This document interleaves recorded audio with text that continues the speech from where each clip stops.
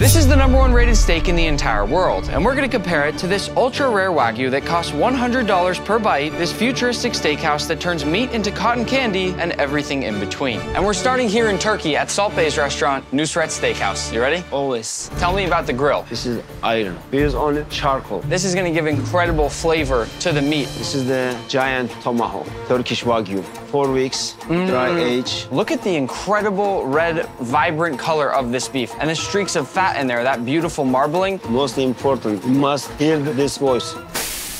You want even contact across the whole tomahawk on the grill so it gets even char marks, but this is heavy, so it doesn't need you to press it. Obviously, we don't have any browning in the center there, but look at these lines. He flips it sideways for the crosshatch pattern when you get that kind of crisscross on a steak. In addition to the tomahawk, he's also got a beautiful Chateaubriand. This is a tenderloin, but it's the best part of the tenderloin. That's a good sound. Looking good, Salt Bay. When you cook, must be more gentle. Salt. Look at the contrast between the golden brown crust on the edge there and that beautiful red on the inside. Now he's laying it on its side to render some of the fat on the edges off. And look at this. I just noticed his chain is the exact same shape of the steak we're cooking right now. Okay, he's letting me go for a try here. Hopefully I don't mess it up. Push it down a little bit. Quickly get that very, very top part. Isn't this crazy? Me and Salt Bay used to have beef. Now we're cooking beef together. Look at the perfect pattern that he got on the tenderloin. This is the art. He's right. Cooking is a patient process sometimes. We've been standing here for maybe 15, 20 minutes. Every minute is important. Salt Bay. Every few seconds, he spins the steak just a little bit. And what that's doing is making sure that the whole steak gets even contact across the grill at all times. He's moved it around so much that it almost has a fully even crust. This is the longest I've ever seen a steak cooked on the grill. And it looks amazing. Almost medium. How do you know? Last 29 years, I cook every day. Looks like it's done. It's time for the presentation of the steak, the moment you've all been waiting for. Look at that. Cooked to perfection. The biggest bite of meat I've ever had. That's the color right there that you want in any steak. To see how much care he puts into cooking it and then to actually taste it right away after that. It's juicy. Look at that drip. It's flavorful, perfectly salted, unbelievable. I've always wanted to see him do this. This is so satisfying. Oh, listen to those crispy chicharrones in there. It's one of the best sounds I think I've heard from food. And if you think this looks good, just wait until you see some of the steakhouses coming later in this video. Listen. 3, 2, 1. Salt Bay! Oh my God, with the chicharron in there? Salt Bay. Can I ask you to just try my steak seasoning? Okay. This is my Osmo steak seasoning. It's available at Walmart, and in addition to the steak seasoning, I've got chicken, seafood, vegetable, and all-purpose flaky salt. Since you're the king of steak, I'd love to see if this is Salt Bay approved. I'm kind of nervous. He's keeping me in suspense here. Gorgeous. You like it? Very fresh, tasty. Salt Bay.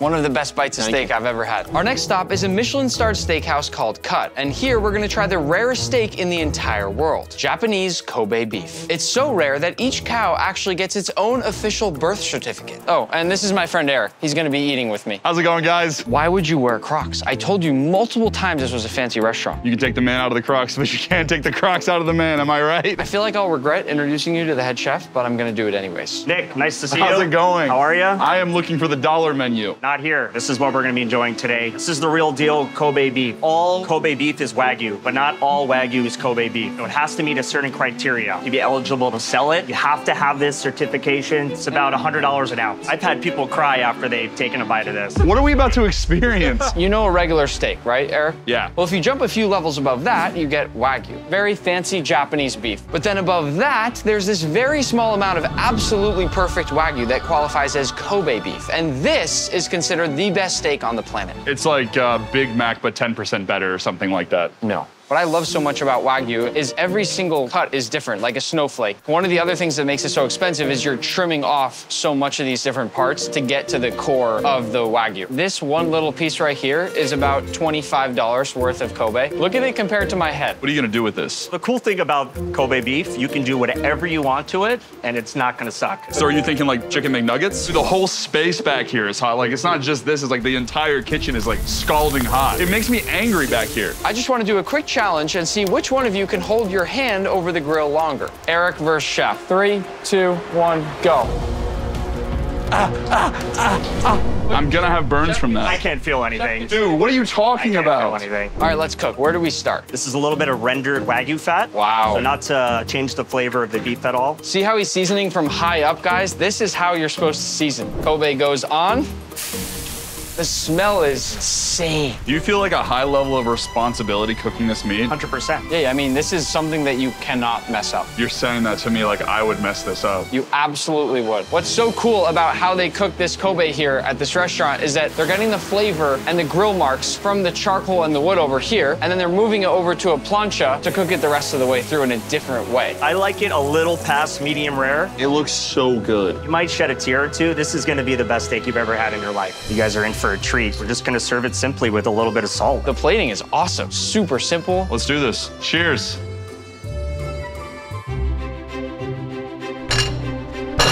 I actually can't believe that. That's insane, dude. That was the best bite of food I've ever had in my life. This might be crazy, but I want to try with my new seasoning. Our slogan is that Osmo makes everything better. This might be one rare exception where I don't think it's gonna be the case. That's insane, dude. It's fun. The only thing I feel like could make it better is some ketchup. Let's go to the next steakhouse before I get mad. Our next restaurant is a Brazilian steakhouse called Max and Guga's Meatery. Since my friend Guga is Brazilian and Max cooks meat almost every single day, I asked them to open a one-day restaurant just for this video. Nice to meet you. Nice to meet you. Heard so much about you. This is quite possibly the most exclusive steakhouse in the world. It is as exclusive as it gets. Max, fix it, please. Yeah, just slap it. What you were saying, sir? What were you saying? Before we eat, could you take me around the kitchen? Absolutely. So here we have a few skewers ready to go for you, sir. Picanha, skirt steak, Pineapple, some beautiful Brazilian sausages. What is this? filet mignon, and bacon. We have the filet mignon and bacon, and of course, we have the Wagyu. But not any Wagyu. These are the most exquisite Wagyus in the world because each single one of them is an experiment. Max, can you do it properly, please? Are you all right? I'm good, I'm good. Okay, good. But as I was saying, each one of these Wagyus are experiments from my videos and only for you. Max, you begin with this one, please. So a generous amount of salt in all of our skewers. Do you know what this cut is? Picanha. That is correct. Brazilians' #1 steak. Picanha, we only use salt and nothing else, but the other two, we're actually gonna use a little bit of black pepper, which is totally fine. I'm still a chef in training at this Brazilian steakhouse, but somehow today you've left me with the best of the best, the Wagyu. That is correct. Don't mess it up, Max. How do you like your steaks? I actually prefer medium. What? I'm serious, I like medium. Get out! We got our grill nice and hot. Let's put them in. Why don't we start with the picanha? It's the biggest. Yes, and the best. Picanha is in, followed by... Beautiful flank steak. That's correct. Outside skirt steak. That is correct, sir. We have our bacon-wrapped filet mignon. And the end? Sausages. Yes. Voila! Now close this up because we're not done yet. It is time for our beautiful pineapple dessert. Giving our pineapple a really nice sear from both sides. Charcoal at the bottom, torch over the top. We're cooking from every angle. Don't burn it, Max. Not bad. Now that we got a little bit of char, we'll sprinkle a little bit of cinnamon and sugar. And now we'll let it cook for a little bit longer, caramelizing everything, and it's gonna be amazing. No, what are you doing? We gotta caramelize it nice and slow. Good things comes with patience, Nick.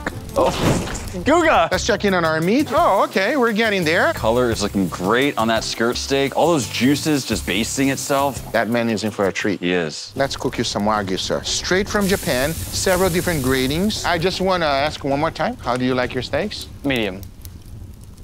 And the key is to get a nice, beautiful golden brown crust. That type of caramelization is the one I like. You go sit down, sir. You go enjoy. We're ready? Yes. We're ready. Now we serve. Here we got some picanha, sir. We have some beautiful flank steak. Nice and medium, just the way you like it, sir. Wow, that looks cooked really well. Oh my gosh. Sorry about that. You're gonna poke me in the eye. I apologize. The picanha is really good. Max. Lower it here to his table. So unprofessional. There you go, and then put it out. Yeah. Yes, chef. You just upgraded, good job. It's cooked plenty? I'll double check for you. No chance you guys are supposed to be eating. I will say, so far, very good. I quite literally believe that Guga and Max could make the best Brazilian steakhouse on the planet for one day. Probably not every day, but definitely for one day. Sir, we got some slices of, oh, apologize. Wow, the nice thin slice right there. Yes, sir. Very good. I think you could use one more slice. You almost just poked my eye. Don't. Max, put it Insane. down. This You is have actually so dangerous. I apologize. The marinade on this is fantastic. Very good, huh? This is the biggest plate of meat I've ever had at a Brazilian steakhouse. They actually did an incredible job. All right, I need you to try this one. It's a picanha, Wagyu A5, some of the greatest picanha this side of the Mississippi. Wow. That's incredible. Thank you. Good job, chef. And here we have the specialty, sir. Just a few pieces of Wagyu for you. Something is, oh, that's disgusting. We dry aged it in durian. We like to experiment here, sir. It's like petrol. It's horrible. And of course, we have dessert, sir. This is caramelized pineapple. Dig in. That is exceptionally good. Max and Guga's Meatery. You wish you could eat here, but you can't because you guys are permanently closed right now. At least we made it one day, Max. Our next restaurant is Peter Luger Steakhouse, the #1 rated steakhouse in New York City that's world famous for its dry-aged beef that's served on a hot, sizzling plate of butter. I've also brought along my friend Matt Stoney to help me eat. If you haven't seen him before, he is one of the best competitive eaters in the world. First, we're gonna check out their dry-age vault. This room we're entering right now is filled with over $1 million worth of dry-aged beef. And to remind anybody who doesn't understand, the entire point of dry-aging like this is to develop lots and lots of flavor in beef. It smells like a weird cheese. I've never smelled a smell like that before. As we walk down this room, the meat is gonna get harder and harder because it's been aging longer. The meat just goes on forever. They just have tons and tons of meat hallways in here. Peek over the top. It's like the coolest view I've had in here. I'm not that tall. You want me to lift you up? Sure. Oh, it's beautiful. Some of these actually feel like a rock. I think I've torn my knuckle a little bit by just knocking that.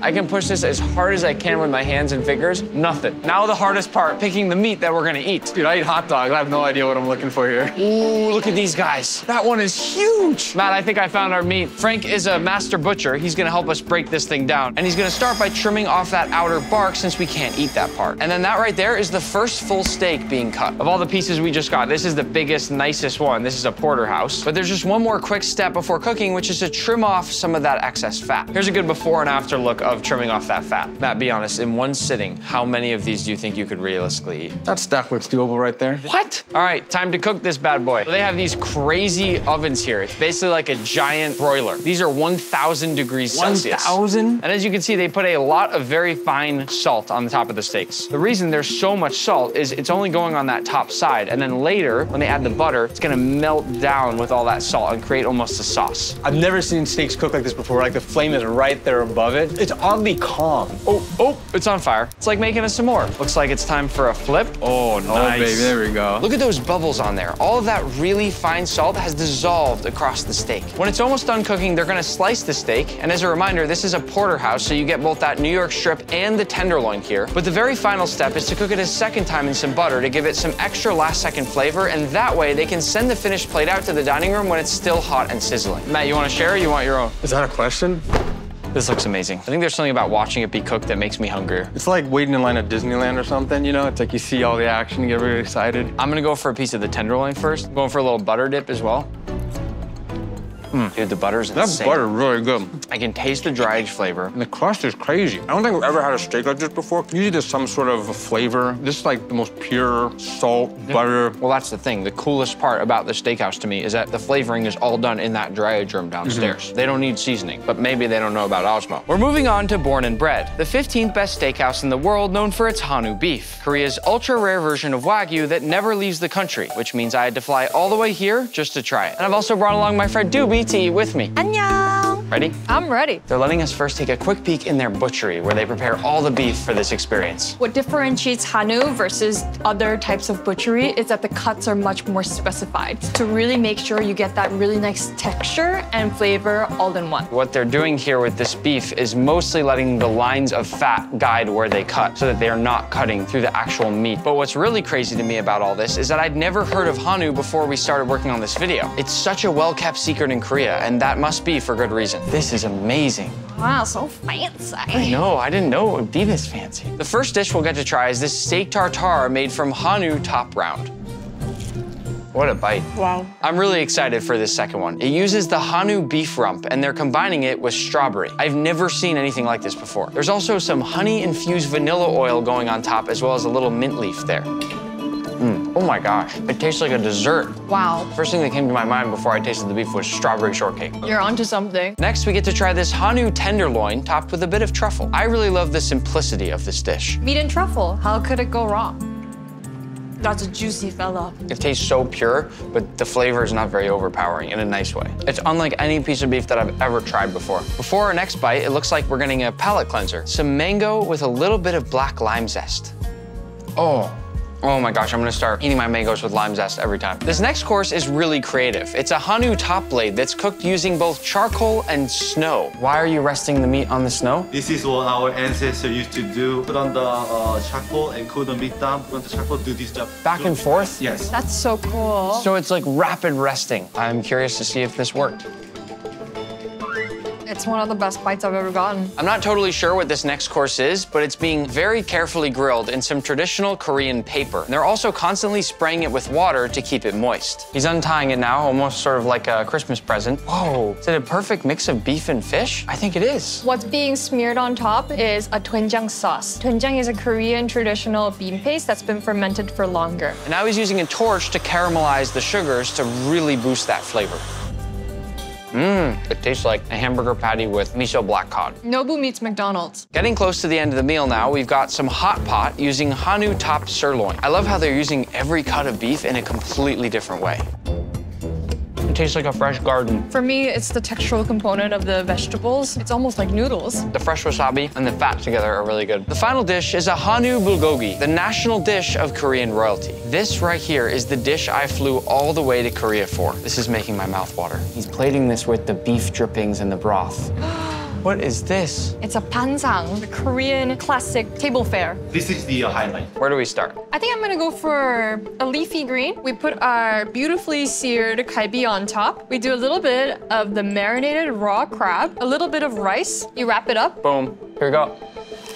There's so many flavors here, but what's so much fun is that you can build each little wrap each time however you want. This feels like a friend who, after summer break, just got a total transformation. It's like, girl, who is she? I have absolutely no idea what you're talking about. Our next stop is COTE, a Michelin-starred Korean barbecue restaurant that's the #1 ranked steakhouse in America. I don't have a guest for this one, so I'm sending one lucky subscriber here for dinner instead. But don't worry, there are plenty more guests joining us later in this video. Here comes the chef. He's gonna start by oiling up the grill with some beef fat trimmings. This first guy here is hanger steak. Ooh, and we're already cooking. Of all the restaurants out there, Korean barbecue is one of my favorite because you see the food from start to finish. Rotating it around a little bit. Yes, because it has different hot spots. Look at that. My first bite of beef here.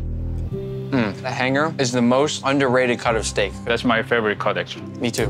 Boom. I love how many sides there are, by the way. The sides here are actually part of the reason this is the only Michelin-starred Korean barbecue restaurant in the United States. I'm gonna use them to make a nice lettuce wrap. Don't take me a bit. This next steak here is a 45-day dry-aged ribeye. You'll notice that the chef is cooking all the meat for us, and that's because the quality of beef they use here is so incredibly high that they don't want you to mess it up. But I'm not sure how I feel about that since I actually like cooking my own stuff at Korean barbecue. That one is amazing. The flavor combined with the fact that it's fresh, hot off the grill, I would say for me that's a clear top 10 steak bite ever. I'm also gonna try this with a shiso leaf, which sort of tastes like a mix between mint, basil, and licorice. I don't know how to describe it, but I really like it. Looks like next we've got an 120-day dry-aged ribeye. This will be the longest aged beef that we try in this entire video. This is very rare to find in any steakhouse. Doesn't it taste like blue cheese? It tastes a lot like blue cheese. It's weird. The more you chew it, the more it tastes like blue cheese. If you like blue cheese, then you might like 120-day dry-aged beef. If not, I don't think you'd like it. Finally, we have the Kobe beef. Here we go. That one's my favorite. Perfect overall balance across the entire bite from start to finish. Before our final bite of Korean barbecue, he's gonna change out the grill here since the final steak has such a different flavor profile. They are not messing around. This one's called the dessert steak. It's a short rib that's been marinated in soy sauce, brown sugar, and pear juice to make it sweet and tender. It's like almost as if a piece of cooked beef were very lightly candied. I didn't know how I'd feel about this one, but that is exceptionally good. Let's go eat some more steak. Up next is Maison Kasai, a fancy hibachi restaurant run by a Michelin-starred chef. I also brought along a couple friends to help me eat. We've got Patrick and Albert. I didn't tell you this yet, but the experience has already started. We are in a room that somewhere has a secret door that leads to the restaurant. All right, let's get looking.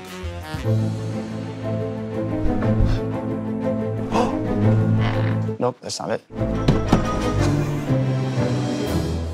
Oh, Albert, you found it. Oh, no way. Welcome, guys, welcome.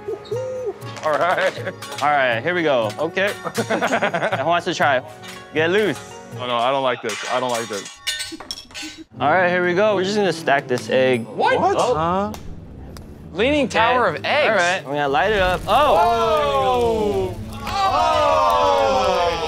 We're gonna start off with some eggs.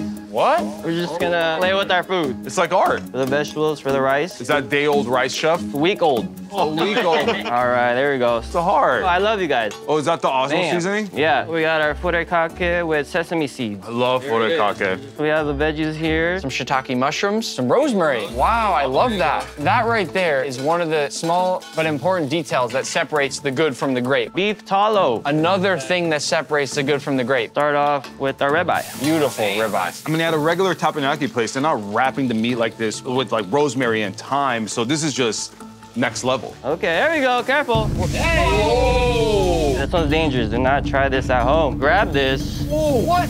Oh! That was crazy. Who is this guy?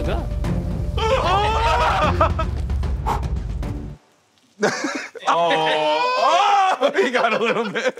Here we go. Let's add more meat. We have the Kobe, imported from Japan. The most expensive cut of meat, huh? Yes. Filet mignon, a little more Osmo on there. Love it. Beef tallow. Add our lobster. Unbelievable. That's an incredible looking lobster tail.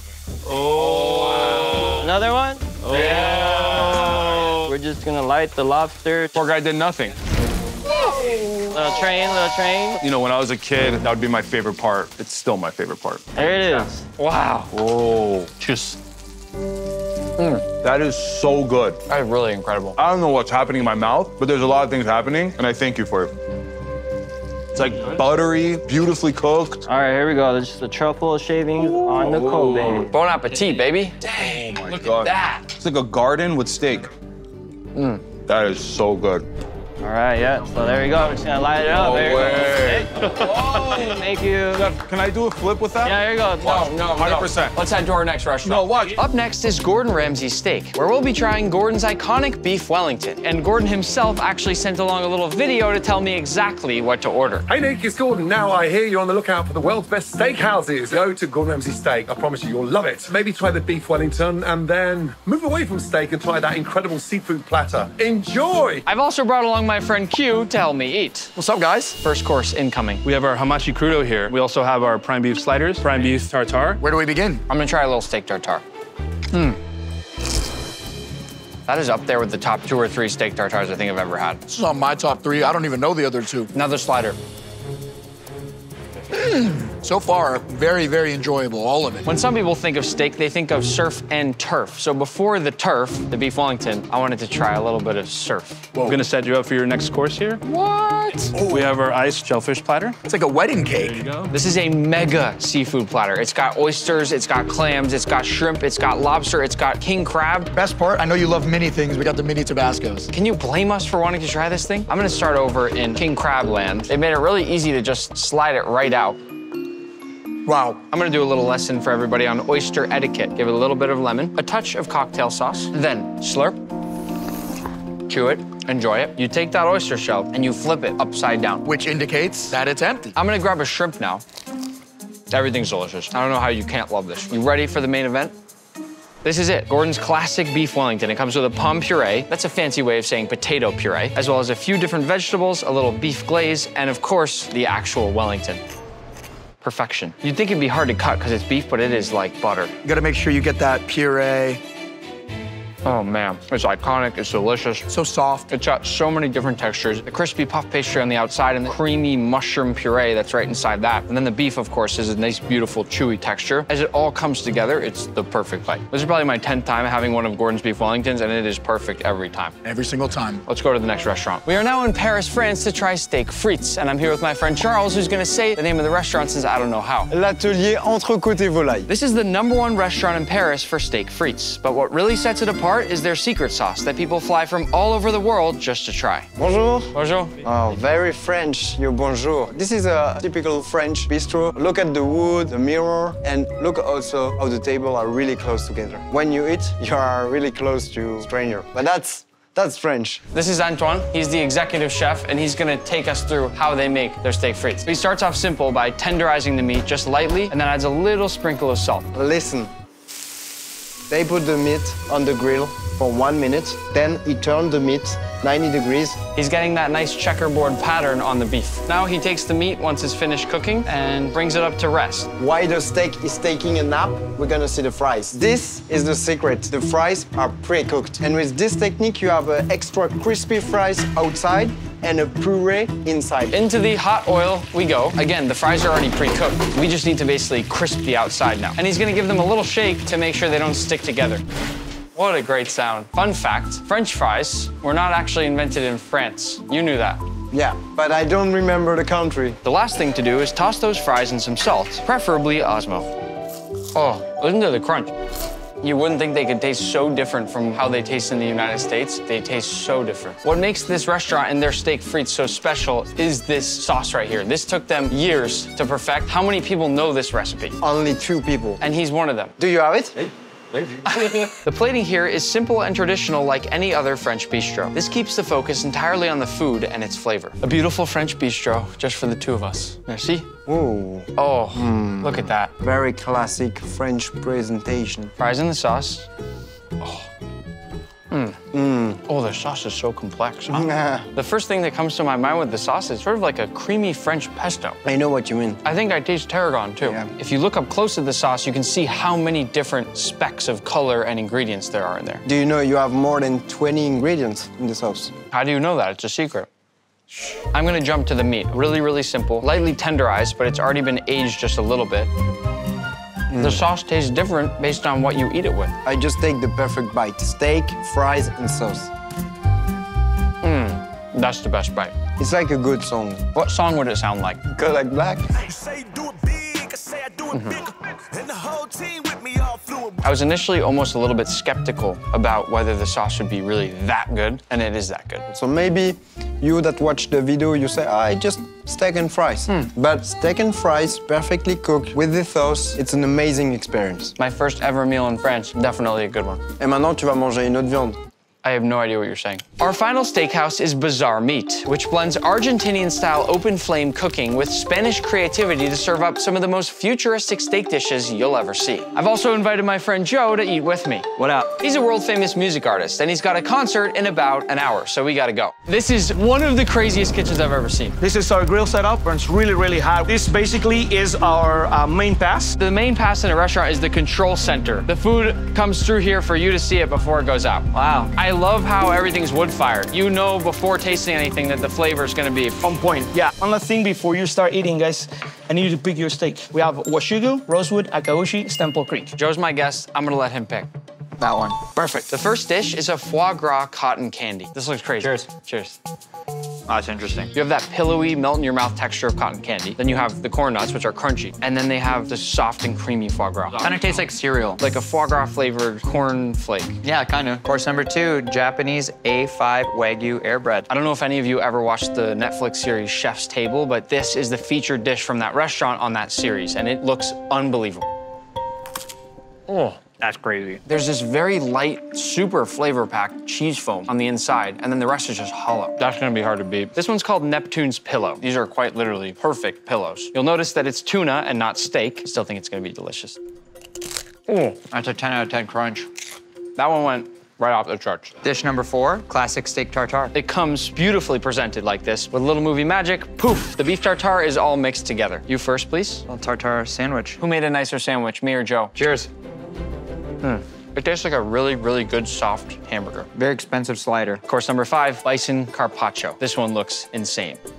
Whoa, there's so much going on. You get hit with a little spice, you get a little bit of kind of blue cheese, you taste the celery, and the meat is so incredibly thin that it just kind of melts in your mouth. What's happening? We're going to Japan right now. Oh. We have omi beef, we have satsuma, and we have bushugu. Bushugu basically translates to beef of the samurai. So this farm used to feed the samurai back in the day. Today we are samurai. We're gonna go ahead and cook a couple of table sides. Listen to that sound. Going for a flip? Nice. These only sear for literally just a couple seconds on each side. This type of beef is so incredibly delicate, so you cannot overcook it. We're diving in. That is the definition of melt in your mouth. There's so much fat between the actual meat in each of these bites that it makes it break apart really easily as you chew. I feel like I'm back in Japan. Our final course, course number 7, is an akaushi ribeye, which I'm gonna top with a little bit of truffle. Make it rain. Honestly, I like eating steak with my hands. You like eating steak with your hands? Yeah. Then I'll try the same thing. incredible. The truffle too. For me, it's the exact level of dry aged flavor that I want. Not so much that I can't taste the actual flavor of the beef anymore, but not too little where it's just not there. Are you late for your show? One more bite.